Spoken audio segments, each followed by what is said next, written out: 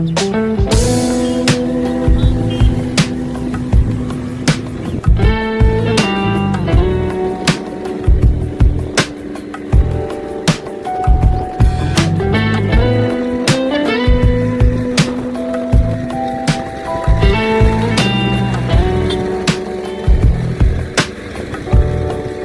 आपण आलेलो आहे देवघर राज्यातल्या सुप्रसिद्ध खंडोबा मंदिरात. बघू शकता तुम्ही,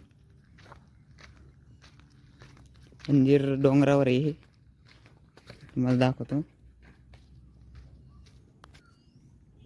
हा कासव आहे, हे नंदी आहे आणि आता सध्या तर बंद आहे, तरी बघू शकता तुम्ही.